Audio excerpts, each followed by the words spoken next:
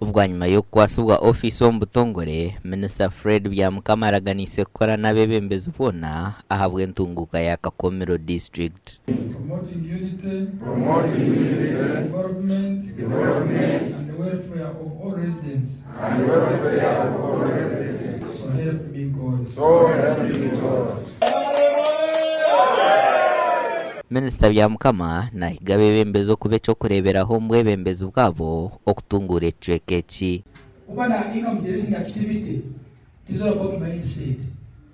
Aliyo burungi wansi mukyalo iwe shamaneni yaremu banyiro abayusi iwe niyo kudiscourage government program oli mwaweka lire kurungi akuli yango namaguru rambikirize kuli abataka bakora aliyo kurate tuzumanyisa abantu leka yo mukulembeze wenyaremu niwo soke ukura barungi niwo soke aliye kitero mukyalo cyo kusevinga bitwali biyebi bati utuchigiremu uwo mukyalo yakigiremu umwezi kwani bona afuna school fees zayi so niye ngiga eyinkwere tubatireho araganisa okora nemyeto kubimusya kibahwero kwetungura bona makagabo kikoni kisasa abayusi kukara muri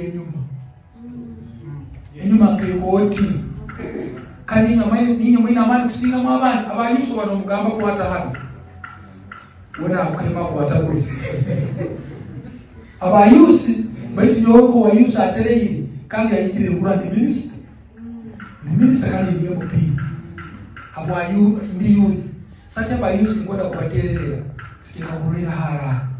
Josephat Tumwesije otwirara mukuru w'ekibina cha NRM mu district ya Kakomero nashabe nkunza NRM kurekeraho butikirizana okujara ngo amisho bagataha gukora hamwe. Nusa kuwekona muno nuhinguraniza ukuna hompore ate cyakondesa muno kira ukuna hompore n'urugayo tero nino kunira gutunguja konanga na kugampora mpora nizonga zora tuwezereza aha mukorogo abebembezi ba NRM abanda hande ngo zona zitari zimwe na zimwe bakwasibwe office ombutongore kandi batandikiraho gukora imirimo yabo. Amakoraga gashakwa Thomas tumwebaze.